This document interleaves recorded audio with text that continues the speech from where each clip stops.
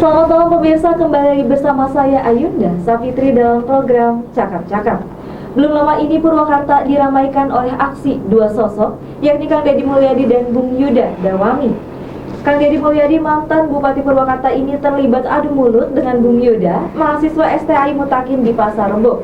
Aksi adu mulut kemudian menjadi tontonan publik setelah muncul di channel YouTube Kang Deddy. Selanjutnya lahir pro kontra di dunia maya, sebagian mendukung langkah yang diambil Kang Deddy, sebagian lainnya tak simpatik dengan langkah Kang Deddy ini.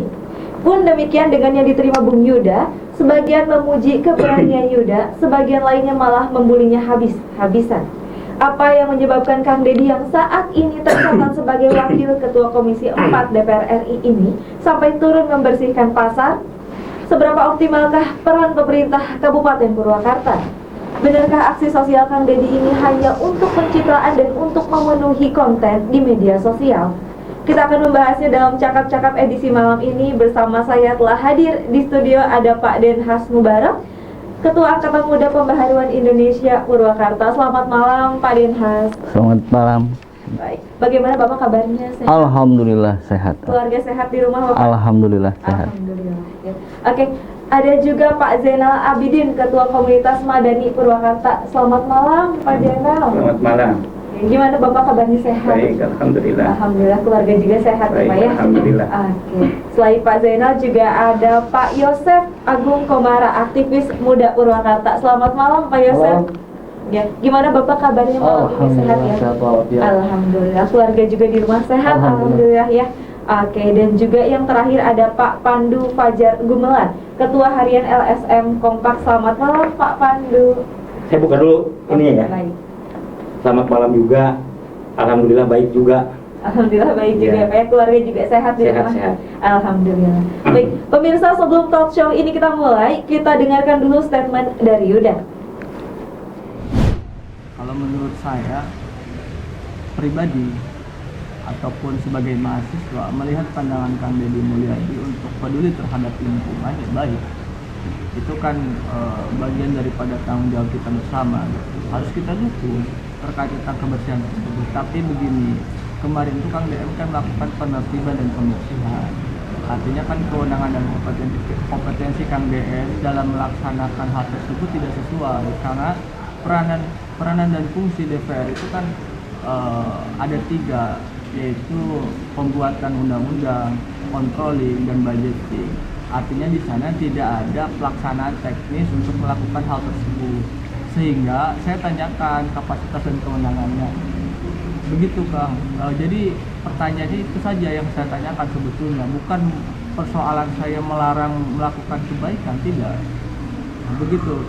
Yang kedua terkait tentang hari ini eksekutif peranannya hilang, sehingga hari ini untuk melaksanakan kegiatan pelaksanaan teknis itu digantikan dengan Wakil Ketua Komisi 4. Kan ini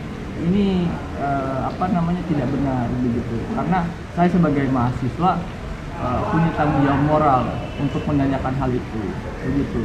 Tadi disebut Ya artinya kan untuk pelaksanaan teknis di sana kan yang punya otoritas itu eksekutif di sana. Artinya kan eksekutif yang mempunyai peranan di sana untuk melaksanakan kegiatan hal tersebut, bukan Wakil Ketua Komisi 4 begitu. Artinya kebaikan siapapun kita harus dukung itu. Tetapi ingat, persoalan kebaikan kalau penguasa itu punya instrumen kekuasaan, bisa mengeluarkan produk hukum, kebijakan yang memang itu bisa mengikat dan mengatur untuk melakukan kebaikan dan kebersihan tersebut, begitu kan? kalau Untuk menertibkan apa? menertibkan pedagang. Ya artinya kan di sana ada beberapa, gini Kang.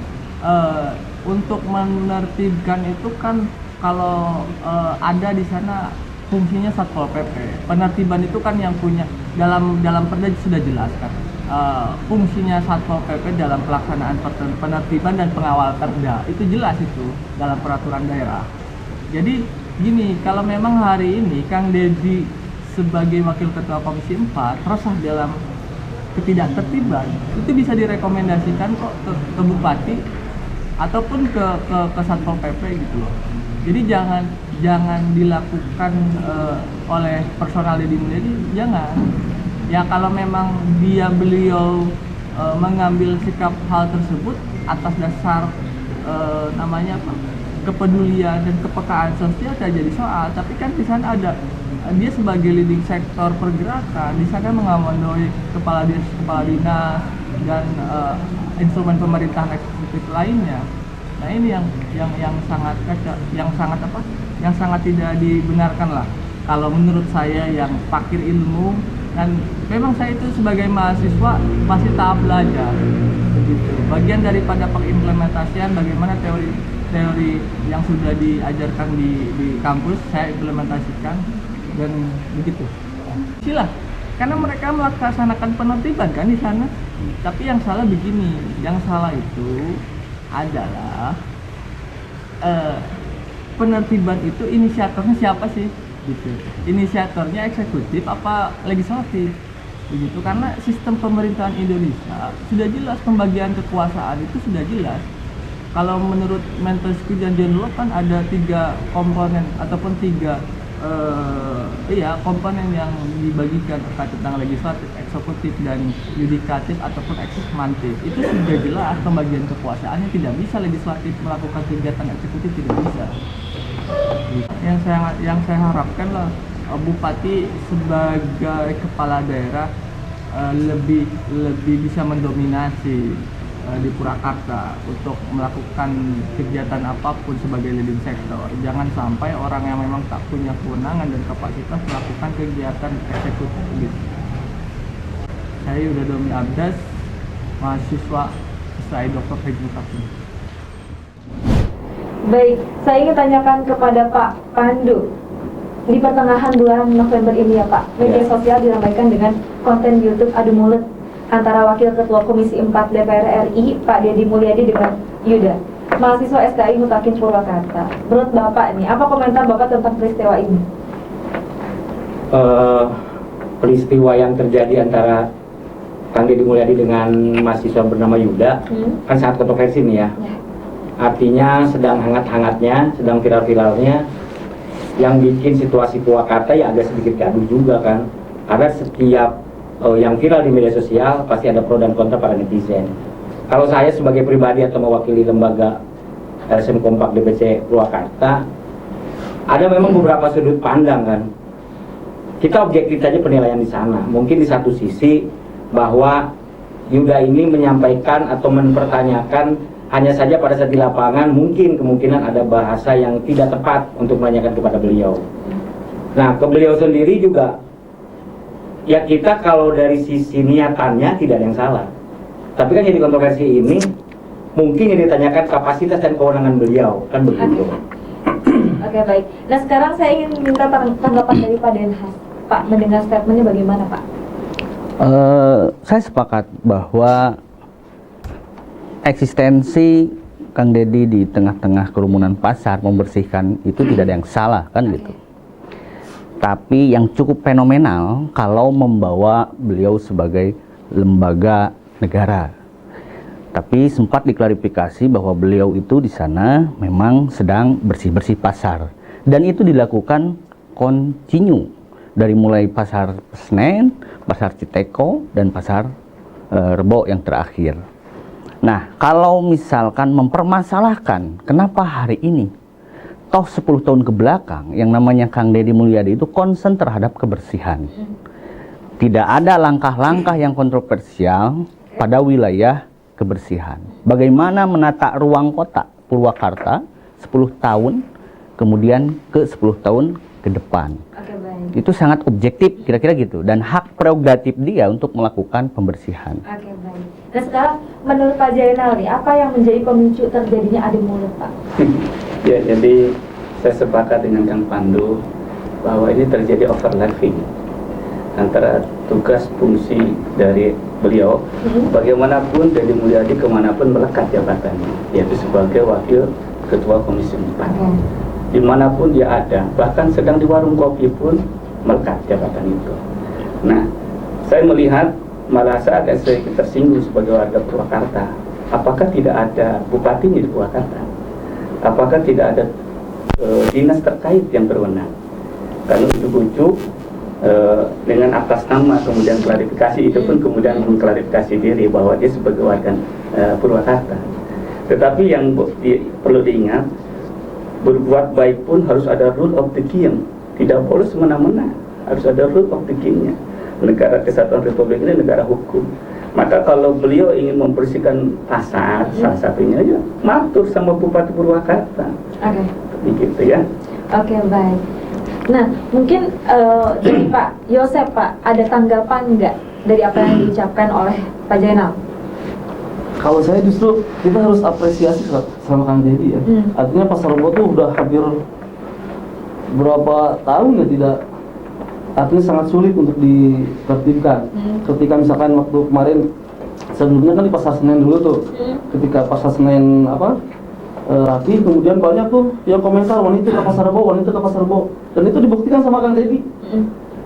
Dia memberikan solusi tanpa ekses apapun. Bayangkan kalau misalkan kita sering nonton di daerah lain, ketika melakukan penertiban pasar, itu bagaimana perlawanan yang luar biasa sampai chaos segala macam. Tapi ketika Kang Dedi hadir dengan rasanya dia, dengan sisi kemanusiaannya dia, lantas tiba-tiba ada yang bertanya urusan kapasitas, kewenangan dan sebagainya. Saya pikir di satu sisi, dari sisi keberaniannya saudara adik kita Yuda ini ya, patut kita apresiasi juga. Artinya dia punya keberanian, tapi salah isu gitu. Artinya kok gerakan yang positif, yang populis, kemudian dikritik, ya itu mah Baik. dia bikin sendiri gitu. Iya. Kemudian dibully. Pak Pandu, ini tentang kewenangan, Pak. Ini menurut Bapak wajar nggak sih kalau misalkan Yuda ini kemarin mempertanyakan tentang kewenangan? Ya kalau bagi saya, Yuda sebagai mahasiswa mungkin ada pertanyaan kan gitu. Dari sudut pandang Yuda, kok sekelas wakil ketua Komisi 4 DPR RI tiba-tiba turun ke jalan membersihkan. Nah ada banyak pertanyaan besar bagi saya urusan kewenangan kan begitu. Pertama, ya saya ini sebagai warga masyarakat Purwakarta juga, beliau juga mengatasnamakan sebagai warga masyarakat kan begitu. B2B-nya berarti kita sama nih mengatasnamakan warga masyarakat. Ketika beliau menjabat bupati definitif, yang notabene dia selama 10 tahun bahkan 5 tahun menjadi wakil bupati, carut marut di Pasar Rebo itu pada saat beliau menjabat sudah terjadi. Kenapa ketika kekuatan ada di beliau sebagai penguasa, sebagai kepala pemerintahan daerah, dia tidak pernah turun seperti itu? Kan begitu. Nah sekarang masalah kewenangan, legitimasi tetap ada di pemerintahan daerah, kan gitu. Pemerintahan daerah diatur di dalam Undang-Undang Nomor 3 Tahun 2014, itu jelas.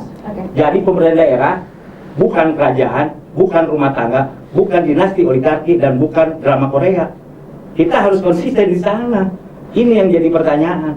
Niatan baik kan jadi, oke, nggak ada masalah beneran.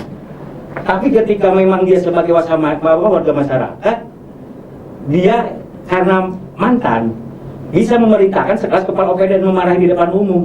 Itu yang saya rasa kurang patut. Baik. Kalau mau beliau mengkoreksi, kan ada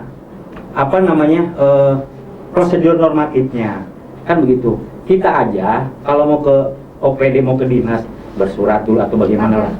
Itu yang perlu saya sampaikan ke beliau, bahwa saya menyayangkan ya, tetaplah jaga marwah pemerintah daerah. Itu aja Baik. sih. Pak Denhas, tanggapannya gimana, Pak? Pastabikul khairat aja ya, berlomba-lomba dalam kebaikan. Tentu sebagai isu itu kebersihan dan kewajiban semua entitas masyarakat Purwakarta dalam isu itu memang sudah tepat. Nah, terlepas dari posisi Kang Dedi sebagai wakil ketua Komisi 4, dia itu ya memang sudah mengkampanyekan berkaitan dengan sampah, kebersihan dan lain sebagainya. Kalau dalam ada dalam Islam itu, kalau nggak salah ya Kang Ustadz, Innallaha yuhibbul jamil, kan gitu. Tuhan Allah itu mencintai yang memang indah, yang memang enak dipandang. Secara kontribusi pemerintah daerah itu terbantu bagaimana menata kelola pasar, lalu lintas dan lain sebagainya. Dan itu sudah dilakukan oleh Kang Dedi. Nah, berkaitan dengan tadi Kang Pandu dan Kang Jenal overlapping. Saya pikir tidak terlalu overlap ya, karena dia juga tidak memakai kedinasan. Lagi-lagi bahwa dia itu sebagai entitas warga masyarakat Purwakarta. Nah, kalau berkaitan dengan peran dan fungsi jelas ada Tapi kan peran beliau dan melekat nih, satu melekat. Itu Betul. tidak bisa dipungkiri. Betul. Dia adalah public figure. Dia Betul. adalah mantan pejabat publik, kan begitu. Betul. Kemelekatan itu adalah Ya kan? suksesi dari kepemimpinan. Kalau dia gagal dalam kepemimpinan, mungkin banyak juga orang Pasar Rebo yang menolak. Satu lagi kalau begitu, masalah suksesi sebagai pemimpinan kan. Pemimpin besar harus punya jiwa besar. Ya ini saya juga masukan dan kritikan. Ketika dia menyanggah Yuda, seharusnya sebagai pemimpin besar tidak perlu diekspos. Bicara baik-baik kan begitu. Walaupun salah itu ada kita. Wajar. Karena dia bukan seorang politisi besar, baru mahasiswa dan dia bukan pejabat publik. Kan begitu. Artinya ya mohon maaf juga. Ketika leadershipnya ditunjukkan oleh Kang Deddy sebagai pemimpin besar, nah harus ada toleran di sana. Kalau saya kan menyayangkan itu, sampai beliau menunjuk-nunjuk dan sebagainya lah. Janganlah dan diekspos pula. Nah ini yang jadi apa ya? Agak sedikit yang tadinya kita apresiatif terhadap beliau, hanya apa? Dia menyanggah juga apa yang disanggah oleh Yuda. Itu saja sih kan. Betul, kalau arogan dan ekos tentu dia sudah memerintahkan petugas di sana. Tapi kan nyatanya secara de facto si teman-teman mahasiswa ini ternyata diakomodir, dikasih ruangan, duduk bareng, diskus, dan itu juga diekspos juga. Itu karena memang Karena kebutuhan konten atau apa? Dan Tidak. Ya, iya. Marah-marah. Pemimpin besar punya jiwa besar. secara tidak langsung memang sudah berkelanjutan. Itu kan program yang berkesinambungan. Kalau urusan ekspos dan tidak ya. Baik, saya ingin dengar dari pendapatnya Pak Yosef. Ini terkait dengan Kang Deddy yang tunjuk-tunjuk pada saat itu, Pak. Itu menurut Bapak wajar? Ya artinya Tunjuk-tunjuk dan marah-marah. Iya. artinya Kang Deddy juga tidak serta-merta tunjuk-tunjuk ya. Saya lihat juga Kang Deddy juga memberikan edukasi juga sama Yuda, bahkan Edukasi gimana itu, Pak? artinya kayak misalkan Kang Deddy sampai ngambil mengut sampah yang saya bilang masa harus nunggu kewenangan untuk mengambil sampah. Artinya tapi Yuda kelihatan ya malu lah mahasiswa kali ya, ingin diskusi lebih panjang, makanya Kang Deddy juga mempersilahkan dan memberi tempat kan pada akhirnya. Persoalan diekspos itu justru lagi-lagi itu edukasi juga buat masyarakat, artinya biar masyarakat juga paham apa maksudnya Yuda, apa maksudnya Kang Deddy gitu loh. Nah, misalnya apa? Kan tadi intinya kan udah sepakat bahwa apa yang dilakukan oleh Kang Deddy itu positif kan ya, bagus kan? Iya. Mengenai tadi prosedural dan sebagainya tidak ada yang dilanggar sama Kang Deddy, apa artinya apa? Persoalan misalkan Bukan, ini bukan masalah pelanggaran tentang kewenangan. Lalu persoalan ini apa? ada patut dan tidak patutnya. Contoh begini, ketika beliau langsung menelpon sekelas kepala OPD dan dia ngobrol di lapangan dan itu dia protes. Berarti begini, ada edukasi yang mungkin kurang patut. Ketika saya juga sama menempatkan diri sebagai beliau, kita ke pasar nih, mungkin saya tidak akan lebih direspon gitu kan. Kalau beliau kan memang sudah ada story dia sebagai kepala daerah di sana kan gitu. Itu maksud saya. Kalau pelanggaran dia tidak ada sebenarnya. Tidak ada pelanggaran. Karena apa? Tidak ada yang melarang itu, tidak ada. Esensinya bukan memungut sampah, bukan dia tidak boleh untuk melakukan kebersihan, bukan. Siapapun boleh ya? Boleh itu kan. Cuma kan yang dari sudut pandang saya ada satu kontroversinya itu. Itu mah Dia seperti post power syndrome kan kan gitu. perspektif gitu Mbak ya. Kalau menurut perspektif Kang Pandu bahwa itu tidak patut, kalau menurut saya mah selama itu tidak melanggar aturan birokrasi dan itu menjadi solusi buat masyarakat, jalankan. Yang penting Bukan itu kan. yang penting kata kuncinya kan apa yang dilakukan Kang Deddy menertibkan Pasar Rebo dengan damai, aman, dan itu Ya, sekarang sudah itu saya sepakat Nah, kan itu itu. kan intinya. Cuman ada lagi pertanyaan saya begini ya. Kemarin saja pada saat beliau menjabat itu tetap cabut malet loh. Kan begitu. Ketika dia tidak menjabat, kalau pertanyaannya kembali lagi ke masa lalu, bukan kembali lagi ke masa lalu. Ini yang saya kurang setuju nih. Punten maksudnya begini. Terus kemudian kalau misalkan karena urusan masa lalu Kang Deddy tidak membereskan Pasar Rebo, terus hari ini Kang Deddy tidak bergerak juga, itu Ya menjadi harusnya beliau kalau mau begitu masukkan kepada pemerintah daerah dulu. Oke. Kan begitu. Oke, Kenapa saya ada ingin OPD-OPD yang tanggapan dari terkaitan? Pak Denhas. Ya, saya menangkap maksud Kang Pandu ya.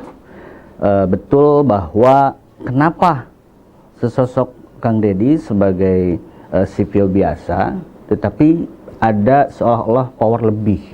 Sebetulnya itu kan tidak hanya power lebih, tapi tadi yang melekat kepemimpinan yang dianggap sukses, sehingga OPD pun sangat takut. Bagaimanapun juga secara tidak langsung itu maslahat mursalahnya itu banyak. Kemaslahatan buat yang banyak itu dapat terlepas dari kontroversinya.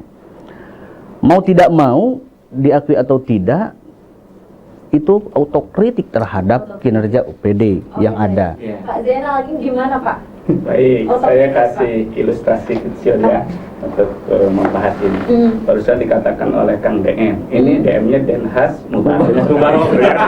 Jadi perlu dicatat sama-sama beda panjangnya. Jadi gini, kalau saya melihat ada pelanggaran lalu lintas, saya Zainal, ada pelanggaran lalu lintas, boleh nggak saya tangkap? Datanya dulu, boleh nggak saya melakukan itikat baik untuk menertibkan lalu lintas? Tidak boleh. Sama. Ya, Deddy Mulyadi yang melekat jabatannya sebagai Wakil Ketua Komisi 4 DPR RI itu melekat. Jangankan ke kamar mandi aja melekat kok. Dia dibayar. Itu dibayar ya. Melekat jabatan itu. Nah, saya malah sebagai warga Purwakarta merasa terhina, tersinggung. Kemana Bupati Purwakarta? Kemana OPD-nya? Yang saya kaget kok berani dia, tega dia mempermalukan istrinya yang Bupati itu. Itu mempermalukan istrinya sendiri sebagai Bupati Purwakarta. Kita akan lanjutkan sesaat lagi. Baik pemirsa, kita akan lanjutkan sesaat lagi.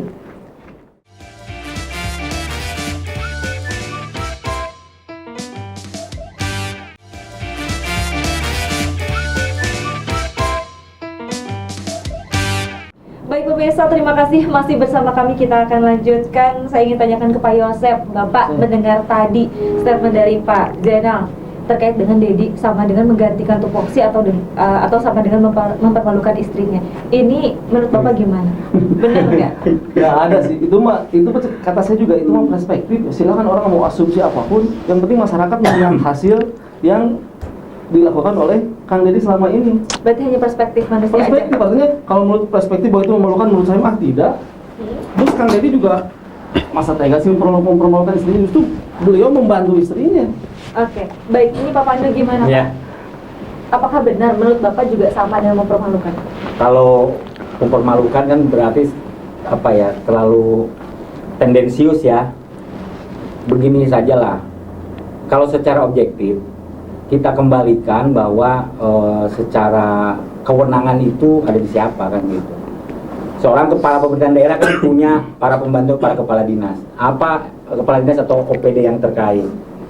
Ya saran saya sih sebaiknya kalau perbuatan aksi di lapangan sebetulnya tidak ada masalah. Kalaupun dia mau ikut, kalau pandangan saya bahas dulu sebelumnya apa yang dirasa bahwa itu harus dilakukan. Misalnya dia berkoordinasi dulu dengan Satpol PP, urusan kebersihan di pasar dan sebagainya nih. Jadi jangan tiba-tiba orang kaget semuanya kan, akhirnya kontroversi akhirnya karena banyak perspektif kan begitu. Kalau awalnya bicara pemerintah daerah dia kritik itu kan artinya mengkritik pula, ya itu bisa di rumah juga mangga. Nah kewenangan bupati itu dilakukan harusnya. Bupati langsung memerintahkan kan begitu. Jadi ada sedikit penghargaan lah. Kalau gitu seolah-olah tidak ada integritas pemerintah itu hilang kalau kata saya. Karena yang memanggil OPD pun beliau, yang memarahi pun beliau. Kan begitu. Sementara beliau adalah sang mantan. Itu aja. Walaupun warga masyarakat amat ada kewenangan warga masyarakat bisa memanggil, ya kebetulan juga kan mantan ya, jadi ada masih ada sedikit kekuatan. Bukan mantan tapi suami bupati Sekarang Pak Denhas mendengar dari statement yang tadi bahwa adanya perspektif ini tuh karena tidak adanya bahasa sebelumnya dari Pak Deddy. Nggak, sederhana aja. Di transisi demokrasi seperti ini, partisipasi publik itu harus aktif. Artinya masyarakat pun harus membantu, baik itu pembangunan, terutama kebersihan itu harus aktif. Secara normatif, estetika, bahwa memang secara prosedur harus pakai surat, harus secara birokrat dan lain sebagainya. Itu harus dipangkas sesuai dengan perintah Bapak Jokowi. Yang sekiranya ribet-ribet itu ditinggalkan.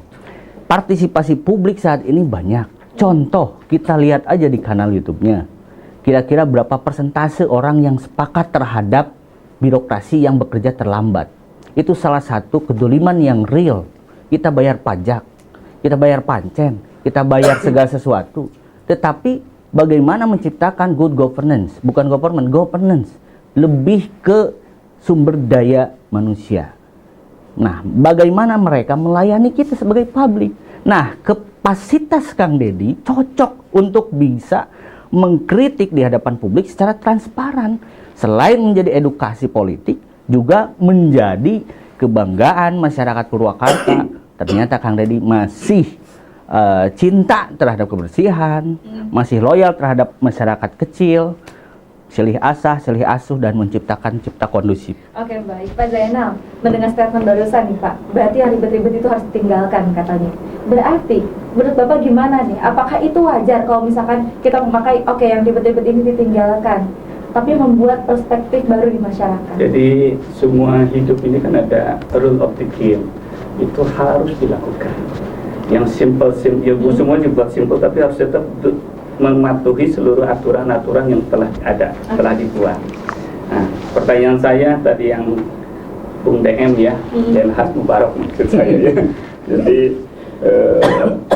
dia sedang melakukan peran serta masyarakat melakukan bersih-bersih. Pertanyaan berikutnya, hari ini beliau DM Deddy Mulyadi sedang dipanggil-panggil oleh komunitas Jatiluhur, komunitas Kolam Apung, Eceng Gondok. Saya belum pernah lihat dia ngomong. Padahal kapasitas dia sebagai wakil ketua Komisi 4 yang membidangi itu, yang membidangi harus jadi segera datang dengan kewenangannya. Anggaran bisa turun. Nah, ini dipanggil-panggil di medsos. Hari ini kewenangan dia yang tupoksinya di situ aja belum turun. Tapi kenapa tiba-tiba dia overlap mengambil peran bupati yang notabene istrinya? Saya malu hati sebagai warga Purwakarta. Oke, baik. Pak Yosef, mendengar dari statement Pak Zainal tadi, apa benar sepengetahuan Bapak bahwa Bupati, maksud saya bahwa Pak Deddy Mulyadi ini tidak turun? Sebenarnya kan, ya itu uniknya Kang Deddy, dia dikritik tapi dirindukan gitu. Artinya di satu sisi ketika memang bukan dirindukan, itu namanya memang dirindukan. Kalau bahasa Sunda itu disungkun. Ada permasalahan begitu besar, cicing lain orang Sunda alias ngejedok. Artinya kan begini, orang itu kan, kita mau berbicara objektif juga kalau rasanya sudah masalah perspektif suka tidak suka ataupun senang tidak senang, itu sulit ya. Artinya ketika urusan Pasar Rebo dibilang di luar kewenangan, sekarang disumpun, kalau tadi kata Jenderal suruh ke Jatiluhur berbicara karena proses kewenangan.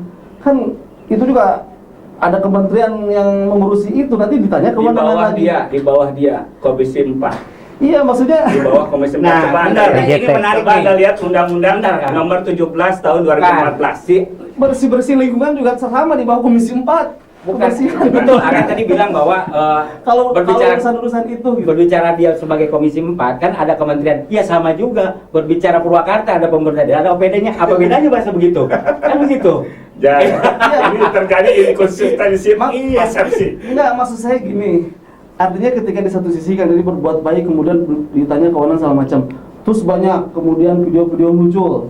Manggilin Kang Deddy tidak beres ini, Kang Deddy tidak beres. Ya tadi saya bilang Kang Deddy itu dikritik tapi dirindukan. Kalau misalkan Kang Deddy datang ke situ, yakin saya beres. Mana sok yang Kang Deddy yang beliau datangi ada permasalahan yang tidak beres, semua pasti beres. Kenapa Pak Deddy tidak datang? Nah, pertanyaan betul, kenapa dia tidak datang? Ya kan persoalan tuh banyak ya, kalau misalkan ini harus datang ke sini. Bahkan kalau misalkan banyak di antara teman-teman di Purwakarta, Kang Deddy kan katanya dapilnya bukan hanya Purwakarta, Karawang, Bekasi. Coba dong ke Bekasi, ke Karawang. Justru kalau menurut saya bangga sebagai orang Purwakarta. Kang Deddy justru fokus di Purwakarta. Itu yang harus kita apresiasi sebetulnya. Selain itu juga kan bagaimana menciptakan tata letak kota yang kondusif. Kalau kita lihat di Pasar Rebo misalkan, itu kan sudah ada memang hak publik yang namanya trotoar.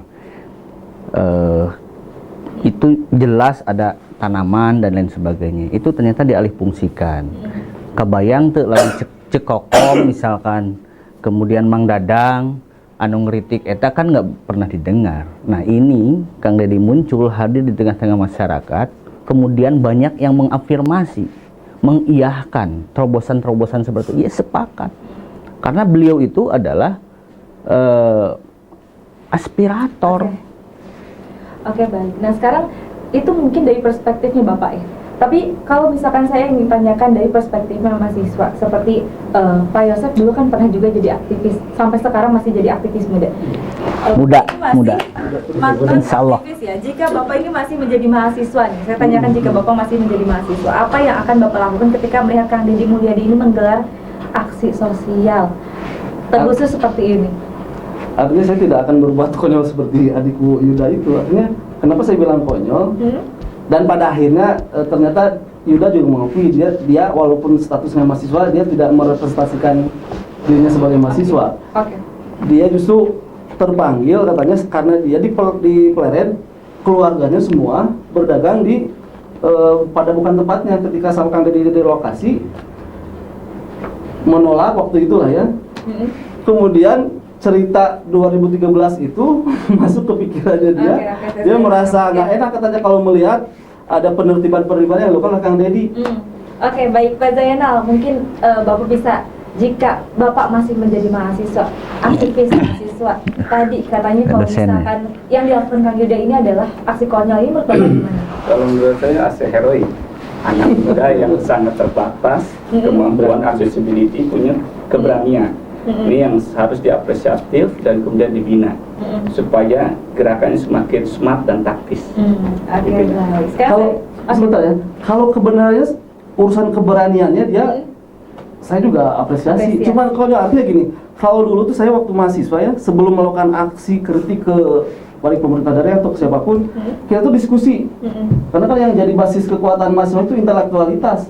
Artinya sebelum kita diskusi, kita tidak berani tuh melancarkan aksi. Ini spontan karena memang ada beban masa lalu, keluarganya juga pernah ditertibkan di Pleret. Ketika Kang Deddy melakukan hal itu, dia sekonyong-konyong dan keberaniannya melakukan menanyakan kewenangan, dan itu saya pikir kalau nggak ada mahasiswa kayak nggak ada isu lain gitu. Maaf, saya tambahkan. Bahkan menurut saya Yuda ini sudah dengan penuh keilmuan. Dia menanyakan tidak macam tentang kewenangan. Ya, Undang-Undang Nomor 17 2014 jelas tupoksinya. Jadi hal-hal kecil itu kan menjadi sangat sia-sia dikerjakan oleh seorang anggota, bahkan wakil ketua Komisi 4. Itu kewenangan OPD. Kalau bertanya kewenangan itu misalnya Kang Deddy misalkan membackup kegiatan yang melanggar hukum, dia backup, wajar tanya. Ini Kang Deddy sedang melakukan aksi kemanusiaan, sedang melakukan aksi. Tapi kalau positif, itu dia nanya sendiri kewenangan. tidak apa-apa. Tapi dia memanggil OPD terkait. Itu yang masalah. Saya ingin tanyakan kepada Bapak Pandu. Pak, beberapa hari yang lalu keluarga besar mahasiswa STIE Mutakin mengeluarkan pernyataan sikap yang ditunjukkan kepada Kang Deddy Mulyadi. Menurut Bapak, sepengetahuan Bapak, apa sih inti dari yang ingin mereka sampaikan dari pernyataan sikap tersebut? Ya, yang saya tahu mahasiswa meminta untuk Kang Deddy Mulyadi itu meminta maaf. Intinya di situ sih kalau yang tahu, tapi saya tidak mengikuti persis ya. Tapi fokusnya di situ. Karena di beberapa media, di beberapa isu juga pernyataan sikap mahasiswa itu meminta Kang Deddy Mulyadi meminta maaf, itu aja sih. Meminta maaf atas? Ya mungkin yang kejadian dia gegeruduk ke kampusnya ya kalau nggak salah. Itu mungkin. Tapi sejauh ini Pak Kang Deddy Mulyadi merespon nggak Pak atau mengabulkan tuntutan STIE dalam pernyataan sikap tersebut? Saya belum update tuh itu. Apakah Kang Deddy memang? Saya menambahkan ya berkaitan dengan itu, saya juga malah bertanya, selama ini mahasiswa kemana kan gitu? Yang menarik di sini adalah Kang Deddy sudah mengklarifikasi dalam channel YouTube-nya. Apa kata Kang Deddy? Bahwa Yuda bukan di STIE, tapi di STI. Lantas lanjut secara spontan pada hari itu juga membereskan ke STI. Artinya kan berkesinambungan untuk membereskan, membersihkan. Nah, Berkaitan dengan mahasiswa, saya sepakat bahwa Adinda Yuda juga persis dengan kata-kata intelektual yang dikeluarkan, tetapi kebayang karena berkerumun tapi dia tetap hadir di tengah-tengah sehingga tidak konsentrasi. Alangkah baiknya kalau urusan etis dan tidak itu ada forum diskusi. Saya yakin mereka itu sudah diskusi, bahkan saudara Yuda juga sudah mengeluarkan statement di media dengan lembaganya berkaitan dengan tupoksi Kang Deddy Mulyadi. Oke, baik. Nah, sekarang saya ingin tanyakan kepada Pak Jainal, Pak. Sejak konten adu mulut yang ditayangkan di YouTube Kang Deddy Mulyadi, tak sedikit juga netizen yang membuli Yuda. Ini komentar Bapak gimana? Ya tadi tergantung persepsi. Tapi kita perlu memberi edukasi pada masyarakat. Persepsi itu harus di-guidance oleh regulasi. Saya ulang ya, persepsi itu harus di-guidance oleh regulasi. Oke, baik, tanggapannya Pak Yosef bahwa persepsi itu harus dikaitkan dengan regulasi. Sepakat. Dan hari ini nggak ada regulasi yang dilanggar dan semuanya sudah tertib. Kalau regulasi itu terlambat, masyarakat harus berpartisipasi aktif. Jadi arti yang maksud regulasi tadi bahwa kewenangannya tidak boleh diambil alih kewenangan orang lain. Out of the track ya. On the track. Saya pernah menjadi salah satu Nggak ada mengambil alih di kewenangan. salah satu perusahaan. Kewenangan saya diambil oleh Vice President, saya marah dan saya lempar itu Vice President itu pakai map, ya karena begitu kewenangan kita diambil sementara otoritas tetap di kita, saya nggak mau. Kewenangan siapa yang diambil alih saya? Nah, kewenangan bupati untuk melakukan penertiban di wilayahnya. Itu yang menertibkan juga OPD. Nah, saya heran, masa seorang Deddy Mulyadi bisa manggil OPD? Ya, Gimana Pak tanggapannya, Pak? begini ya.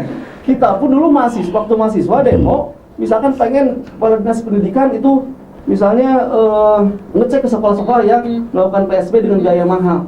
Kita panggil kepada dinas pendidikan, kita bisa. Quick respon nggak? Kan Nggak Pada saat bisa. itu saya itu begitu, respon, respon. Oke, baik. kan kita kan kembali kepada kapasitas Nah, Oke, baik, kita, Bapak. kita tidak bisa kita, Jadi gini nih, kita tidak bisa menuntut Kita tahan Bung dulu. Yosef Kita itu tidak bisa. artifisial banget, artifisial Baik, banget. kita Pemirsa, tidak kita bisa akan kembali menuntut sesaat kita lagi. kapasitasnya bersama seperti Kang Deddy.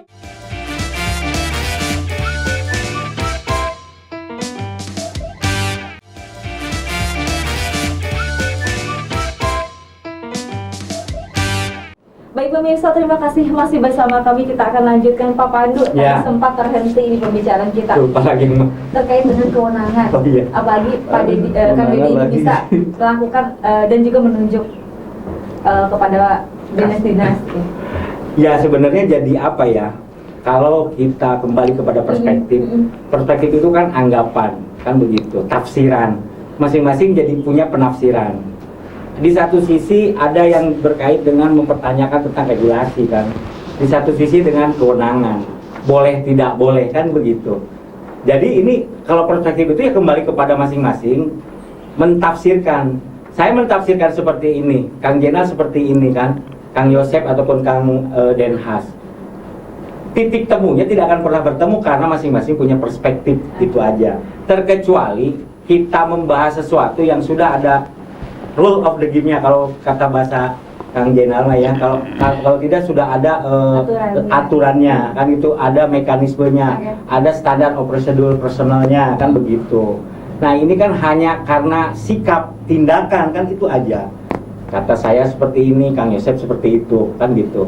Kalau yang bersentuhan dengan aturan karena terjelas termaktub di dalamnya kan begitu, ada punish and reward and punishment-nya kan begitu.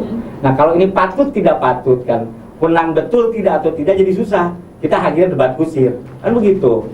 Masing-masing punya pandangan lah.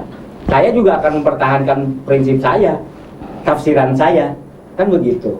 Jadi bukan perkara suka dan tidak sebenarnya mah tidak lah. Hanya perbuatannya gitu kan, tidak menunjuk kepada individualnya. Oke Pak, terkait dengan katanya perbuatannya itu tidak termasuk pada individualnya, itu gimana menurut Bapak? Gimana pertanyaan yang jelas, spesifik apa? Mendengar statement dari Pak Pandu nih, katanya individu, aksinya itu gimana? Aksinya Pak Kang Deddy ini menurut Bapak kan tadi katanya bukan menurut dengan perspektif masing-masing. Ya, kalau saya sih analisis framing ya, kalau dalam komunikasi itu tergantung siapa yang membaca. kemudian si media juga angle-nya siapa, kemana arahnya, dan lain sebagainya. Yang saya pikirkan itu adalah isu-isu kebaikan di wilayah lingkungan itu malah menjadi kontraproduktif. Padahal isu lingkungan adalah isu kolektif kolegial. Kesadaran kolektif bersama masyarakat berkaitan dengan lingkungan. Sekarang kita cek Cikolotok bagaimana kapasitas sampah. Kemudian dengan dorongan-dorongan beliau di Komisi 4. Kemudian sekarang ada daur ulang sampah dan lain sebagainya. Itu kan kampanye global warming yang dulu udah diciptakan. Nah, bagaimana pendidikan politik tetapi ada unsur pendidikan lingkungan hidup. Memang kapasitas beliau ada di sana, lebih paham. Nyatanya ketika beliau melakukan itikat baik, ya tawasau bil haq lah, demi kebaikan, kemaslahatan bersama. Toh Pasar Rebo ketika selesai nyaman, konsumen datang banyak, peningkatan PAD, parkir dan lain sebagainya bisa diselesaikan, ada menyelesaikan miris nggak uang lapak dan lain sebagainya tanpa diketahui oleh yang berhak, kan gitu. Termasuk di Pleret. Kan seperti itu, udah ada Citeko, tapi ada lagi dan lain sebagainya. Dan itu betul kata Pak Yosep. Di mana-mana, termasuk di kota-kota yang lain, itu selalu yang namanya penggiringan pasar, penertiban pasar, itu selalu kontraproduktif. Ada ekses. Nah, dengan pola Kang Deddy yang komunikatif, persuasif, mengajak, menyadarkan, selesai tanpa ekses. Masyarakat Plus Purwakarta kontribusi, ada kontribusi. terus kontribusi, dan itu uang pribadi bukan uang negara. Kaba yang semua masyarakat sadar bahwa gue itu mau loh melakukan itu, tapi kapasitas kita kan nggak pernah didengar. Anggap saja bahwa itu representasi kita. Oke. Sekarang saya ingin tanyakan kepada Pak Jainal, Bapak melalui konten YouTube-nya Kang Deddy ini, kita tahu bahwa Kang Deddy ini selalu intens melakukan aksi sosial. Banyak yang mendukung langkahnya, juga banyak yang pula tidak setuju. Menurut analisis Bapak nih, apa tujuan Kang Deddy menggelar aksi sosial dan dipublikasikan melalui media sosial? Ya, kalau menurut saya apa yang dilakukan publish di konten ini tidak ada yang salah. Itu hak orang perorangan ya. Namun ada beberapa hal yang ada minus. Terkadang sedang marah-marahi orang dan yang dimarahin kan jadi objek. Coba diperlihatkan di seluruh seantero jagat raya, ada sepulan sedang dimaki-maki. Nah, itu yang kurang bagusnya. Kalau menurut saya saran ke Kang DM, Deddy Mulyadi, belajarlah ke YouTube Sinau Urip, di mana dia melakukan konten-kontennya dengan penuh adab, dengan penuh aspiratif, bagaimana merangkul sesama orang. Bahkan orang gila dirawat, dicarikan keluarganya, disembuhkan. Itu ya, Sinau Urip, coba lihat Yunus. Oke, baik. Pak Yosef, ini menurut Sinau Bapak, apa Urip ya. tujuan dari Kang Deddy ini mempublikasikan kebaikan-kebaikannya di konten itu? Ya kalau tujuannya Kang Deddy apa ya, itu hanya Kang Deddy yang tahu ya. Cuman kita sebagai masyarakat yang ngelihatnya bagus aja. Artinya Kang Deddy memberikan banyak pelajaran lah buat kita semua, bagaimana cara menyelesaikan masalah gitu, dan yang secara baik lah. Oke, baik. Nah, sekarang saya ingin tanyakan kepada Pak Pandu. Ya. Bapak, sebagian publik ada yang berpendapat bahwa Kang Deddy ini turun ke lapangan membereskan persoalan sosial yang semrawut di Purwakarta, misalnya membersihkan dan menertibkan pasar ya. Nah, menurut Bapak apa sih yang dilakukan Kang Deddy ini sebagai indikator bahwa kinerja Pemkab di bawah kepemimpinan Ambu Ane ini berjalan lemah? Ya, kalau di sudut pandang saya mungkin beliau juga memberikan pesan moral kan gitu. Kenapa beliau sampai harus turun tangan? Kalau di situnya saya bisa objektif ya. Itu ada warning keras gitu ya terhadap OPD gitu. Kenapa dia sampai turun tangan? Yang seharusnya itu misalnya domainnya ada di OPD apa, kan begitu. Ya mungkin perdebatan ini hanya sudut pandang aja sih ya. Tapi ada sisi objektifnya juga. Itu merupakan, kalau saya sih tamparan keras lah. Tamparan keras bagi pemerintah daerah, khususnya OPD yang terkait. Ya lamun cek orang Sunda mah maneh kudu era aing ge kuat nepikeun katurun, kan begitu. Aing maneh ka mana wae kan gitu. Nah, itu dari sisi objektifnya saya ngelihat ke sana. Ya kalau kita membahas ada sudut pandang yang lain, yaitu tadi nantinya debat itu tidak akan pernah selesai, masing-masing punya perspektif. Urusan sosial, urusan kebaikan kita sama-sama, apalagi on basically kita muslim semua kan. Tidak ada yang menentang tentang kebaikan, tidak ada yang menentang tentang berbuat sosial, tidak.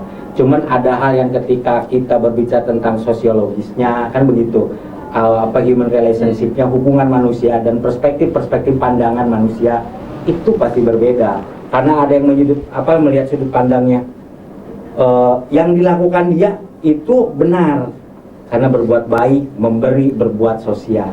Tetapi ada yang memandang sisi lain, kenapa berbuat baik itu harus diekspos kan gitu. Sementara mengekspos berbuat kebaikan itu ada profit oriented di sana. Kan ada juga yang berpandangan nantinya ke sana kan begitu. Terus ada lagi, kenapa harus beliau yang turun tangan? Walaupun mungkin secara nurani beliau terketuk hatinya untuk berbuat kebaikan. Di satu sisi lain berpandangan gitu, kenapa ada pemerintah daerah tidak dulu tegur langsung kan begitu. Jadi ya itu sih balik lagi ke perspektif susah. Apalagi kata Kang Yosep, apa kewenangan yang dilanggar? Kalau saya berbicara tentang kewenangan, tidak ada kewenangan, cuman ada yang memandang ke sana juga, karena terkesan dia bisa kalau dipandang secara tidak dipahami betul-betul kan, dia bisa memerintahkan sekelas OPD, dia bisa marah ke sekelas OPD kan begitu. Itu aja sih. Oke, baik. Pak Yosep ada tanggapan nggak, Pak? Ya jelas tadi bahwa apa yang dilakukan Kang Dedi secara objektifnya bahwa gerakan kemanusiaannya itu adalah baik. Cuma tadi perspektif kewenangan segala macam, ya itu mah kalau kita masyarakat khususnya ya melihatnya Pasar Rebo, khusus misalkan kalau konteksnya Pasar Rebo lah ya, karena banyak sekali persoalan-persoalan yang diselesaikan oleh Kang Dedi itu banyak banget kalau dilihat di YouTube-nya. Setiap persoalan yang Kang Dedi turun itu selalu beres gitu. Itu yang menjadi harus kita apresiasi bersama, dan kita harus legowo menerima itu bahwa Kang Dedi memang sangat luar biasa gitu. Tapi menurut Bapak setuju nggak bahwa apa yang dilakukan Kang Dedi ini ya menunjukkan bahwa Pemkab di bawah kepemimpinan Ambu Ane ini berjalan lemah? Itu perspektif. Dan Kang Dedi juga secara personalnya dia juga tetap terkait bahwa dia adalah suaminya bupati. Artinya ketika misalkan Kang Dedi turun, orang juga bisa memandang Kang Dedi sebagai istri bupati, suami bupati, mantan bupati. Jadi banyak kapasitas yang ada di Kang Dedi, dan makanya tadi kita tidak bisa menuntut sebagai warga negara punya kapasitas yang sama memanggil OPD. Kalau misalkan kita punya kapasitas seperti Kang Dedi, laksanakan. Kalau enggak ya kita kegorokan mau manggil OPD juga nggak mungkin bisa gitu. Nah sementara Kang Dedi bisa melakukan itu, harusnya kita dukung gitu. Sok mana lagi misalkan persoalan-persoalan yang belum beres. Iya, tolong Kecik Pondok segera selesaikan. Oke, baik.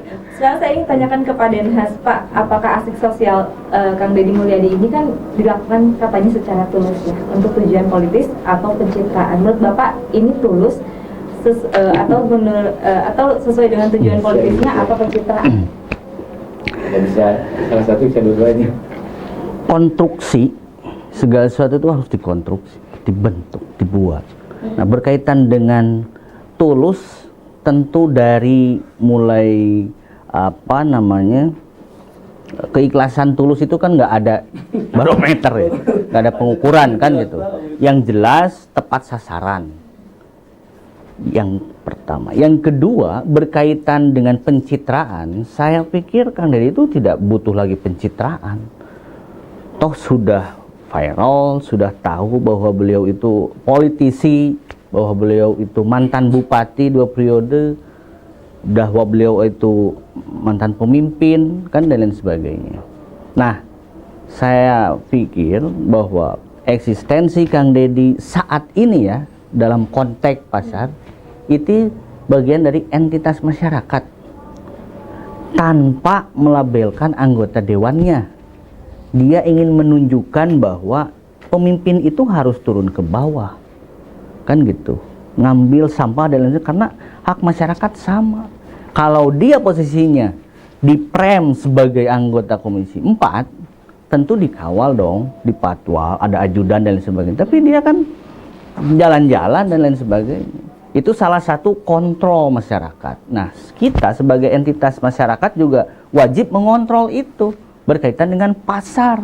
Pasar adalah roda ekonomi. Ketika roda ekonomi pasar meningkat, PAD meningkat, kualitas taraf hidup meningkat, IPM juga meningkat, maka selayaknya Pasar Rebo itu harusnya ada jalan layang. Nah, itu PR besar pemerintah daerah untuk bagaimana memecahkan solusi-solusi yang bertahun-tahun itu macet dan lain sebagainya. Karena apa? Tata ruang, tata kotanya itu. Balik lagi tadi pertanyaannya bagaimana berkaitan dengan eksistensi bupati. Bukan lemah bupati itu. Bupati itu kuat. Kuat, saya pikir kuat. Cuman terlambat untuk mengeksekusi. Kira-kira gitulah. Makanya tadi pas tabiqul khairat berlomba-lomba lah dalam kebaikan, kira-kira gitu. Oke, baik. Pak Jena ada tanggapan nggak, Pak? Ya, kalau menurut saya apa yang dilakukan Kang Deddy sah-sah saja. Kebaikan itu ada yang memang perlu dipublish supaya bisa dicontoh. Ada kebaikan yang perlu kita tahu sendiri, ya. Itu diperkenankan dua-duanya dalam ajaran Islam.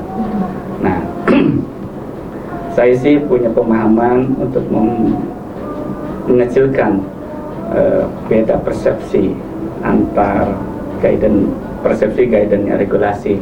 Saya malah dari KMP akan mencoba untuk supaya terang benderang apa yang dilakukan DM ini overlapping atau tidak.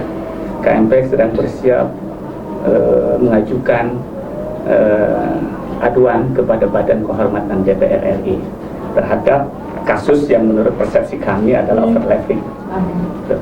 Oke.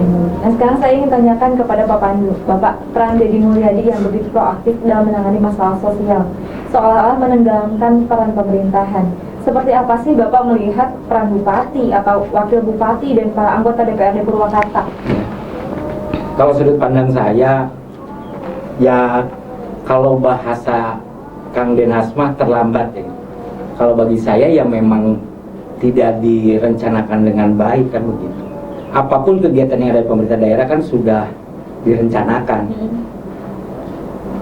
Kalaupun dia tidak ada inisiatif ya, menginisiasi semua kegiatan terkait dari mulai pembangunan masyarakat dan sebagainya, dan juga ada yang melaksanakan secara teknis di OPD-nya. Dan seharusnya itu juga bukan terlambat. Bahkan kan ini bukan satu kasus yang memang baru. Kalau baru itu bisa dikatakan terlambat. Hanya saja mungkin satu kurang tegas kan begitu. Inisiatifnya mungkin terhadap kepala OPD-nya juga kurang berjalan. Ketiganya mungkin kepala OPD kurang respon. Kan itu aja. Nah, sementara giat dan perkegiatan yang ada di pemerintah, ya nahkodanya adalah bupati. Kan begitu. Meskipun para pembantunya lambat, ketika ada ketegasan, mungkin kepala OPD mau tidak mau suka tidak suka harus melaksanakan berdasarkan tupoksinya, kan gitu. Ya semuanya juga sama ya. Kalau saya sih ngelihatnya, kalau ada gerakan-gerakan yang memang fundamental nih seorang bupati, hal seperti itu sudah tidak terjadi. Ketika dia menjabat sebagai bupati baru, bupati harus tahu persis nih permasalahan apa yang belum selesai. Kan begitu. Oke, harusnya Pak Yosef ada tanggapan nggak Pak? Katanya kalau misalnya pemerintahan di kita itu kurang tegas, kurang respon dan juga kurang inisiatif, sehingga bisa terjadi seperti itu. Artinya justru apa yang dilakukan Kang Deddy ini justru memberi energi baru buat pemerintah daerah. Bukan Kang Dedinya Kang, ini kan membahas tentang pemerintah daerahnya. Kita tidak berbicara Kang Deddy Mulyadi. Wakil bupati dan apa sih pemerintah daerah selama ini gitu? Ya artinya saya melihat memang kalau bupati kan mulainya kebijakan ya, teknisnya di OPD. Nah, teknisnya yang lambat menurut saya. Makanya Kang Deddy dalam tanda petik sangat keras terhadap OPD yang lambat gitu. Saya setuju itu. Oke, baik. Sekarang saya ingin tanyakan ke Pak Denhas, menurut Bapak seperti apa sih wajah Purwakarta saat dipimpin oleh Kang Deddy Mulyadi dan saat dipimpin bupati yang sekarang? Ada nggak perbedaannya? Ya, sebetulnya kita tidak bisa melihat, tapi merasakan. Apa yang Bapak rasakan? Agar lebih objektif. Pertama, tata letak kota, kemudian infrastruktur, terutama ya. Kemudian peningkatan kapasitas suprastruktur, baik itu di wilayah pendidikan, kesehatan, dan lain sebagainya. Saya yakin kalau indeks pembangunan manusia meningkat, PAD juga meningkat, bahkan sekarang RAPBD 2021 yang kemarin sudah disahkan hampir 2 triliun, itu ada signifikan lah. Oke, baik. Yang Kalau pasti misalkan tanggapan dari Pak Zainal enggak, gimana? belum selesai. Ini penting harus disampaikan berkaitan dengan anggaran ya. Yang pasti ketika anggaran ini besar itu juga harus tentu regulasi, tepat sasaran dan lain sebagainya. Kenapa kita terlambat di wilayah, kalau tadi dibandingkan ya, kenapa Ambu? Karena posisi saat Bupati Ambu Ane itu kan ada pandemi. Nah, semua juga merasakan itu. Bagaimana anggaran besar kemudian bisa direkopusing dan lain sebagainya sehingga tidak tepat sasaran. Pak Zainal gimana? Setuju nggak Pak? Jadi pemerintahan zaman Deddy Mulyadi dan Ambu Ane ini jelas berbeda. Kekuatan karakter sangat jauh berbeda. Kalau saya merasakan pemerintahan ini kurang inovatif, kurang kreatif, dan nyaris terasa lemah. Oke, baik. Pertanyaan terakhir saya Kalau zaman Kang Deddy sangat inovatif. Wah, cocok. Oke, pertanyaan terakhir kepada Pak Yos ya Pak. Konon para pejabat di Purwakarta ini lebih manut dan patuh kepada Kang Deddy Mulyadi daripada Bupati yang sekarang. Benar nggak menurut Bapak? Maksudnya ada contoh konkretnya kan, misalkan manut dalam sisi apa, artinya harus dipisahkan lah birokrasi antara urusan birokrasi dan urusan individu ya.